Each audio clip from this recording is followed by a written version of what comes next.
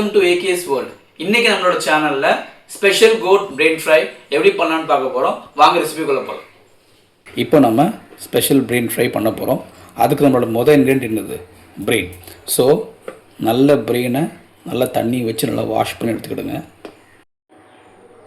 Okay, இப்போ நம்ம தேவையான இன்க்ரீடியண்ட்டை நம்ம ஆட் பண்ண போகிறோம். ஃபஸ்ட் நம்ம என்ன எடுக்கும்? காஷ்மீரி சில்லி பவுடர் 2 பிரெயினுக்கு ஏற்றால ஒரையாக போட்டுக்கிடுங்க. ரொம்ப வேண்டாம், just for colouring purpose. Next நம்ம டர்மரிக் பவுடர் எல்லாமே உங்களுக்கு தேவையான அளவு, 2 பிரெயினுக்கு தேவையான அளவு நீங்கள் எடுத்துக்கிடுங்க. நெக்ஸ்ட் கொரியாண்டர் பவுடர், அதுவும் நம்மளுக்கு தேவையான அளவு குறைய எடுத்துக்கிட்டதும். நெக்ஸ்ட் நம்ம எடுக்க போகிறது கரம் மசாலா, தேவையான அளவு. நெக்ஸ்ட் வீட்லேயே ஹோம்மேட் அடைச்ச இஞ்சி பூண்டு பேஸ்ட் தேவையான அளவு. ரொம்பவும் வேண்டாம், ரொம்ப காரமாக அந்த மாதிரி ஆகிடும், just for taste purpose. Next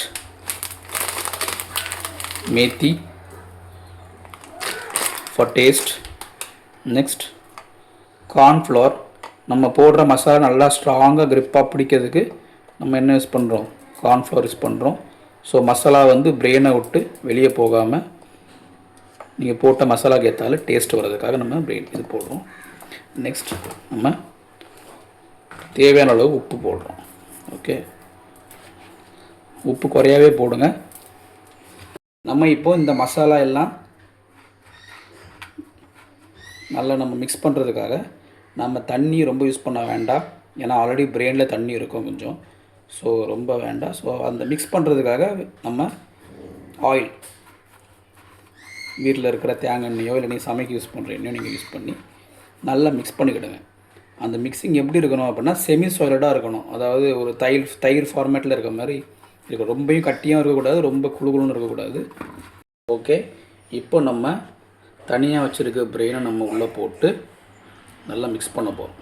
okay, fish fry பண்ணுற மாதிரி நீங்கள் பிரெயினை உள்ளே போட்டு ரொம்பவும் கிளறாதீங்க, ஏன்னா பிரெயின் உடஞ்சிரும்.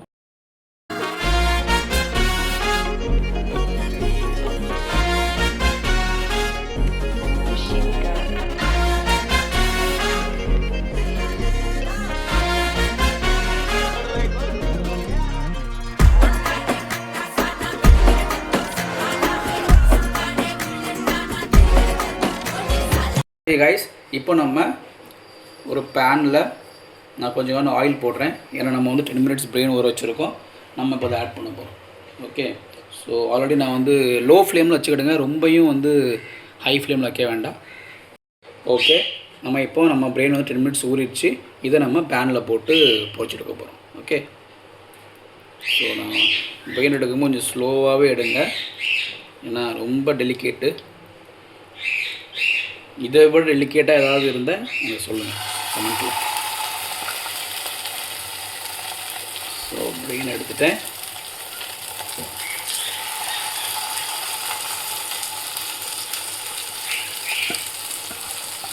எக்ஸ்ட்ரா மசாலா இருந்தால் அதுக்கு மேலேயே போட்டு விட்ருங்க. மறுபடியும் சொல்கிறேன், லோ ஃப்ளேமில் வச்சுக்கிடுங்க பிரெயின். ஓகே, இப்போ நான் மூடி வச்சுருக்கேன், கொஞ்சம் ஹீட் நல்லா வரணும் அப்படின்னு சொல்லிட்டு. மேக்ஸிமம் ஒரு சைடு 3 to 4 மினிட்ஸ் வச்சா போதும், ரொம்பவும் வைக்காதீங்க.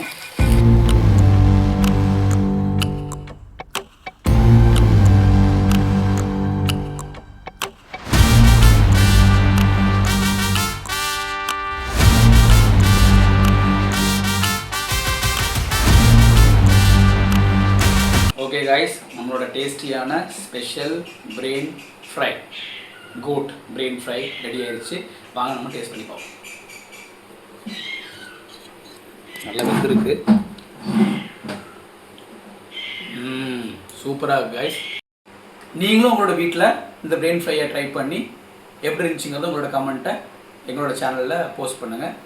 இதே மாதிரி வீடியோஸ் ஃப்யூச்சரில் பார்க்கணும் அப்படின்னா எங்களோட சேனலை லைக், கமெண்ட், ஷேர், சப்ஸ்கிரைப் பண்ணுங்கள்.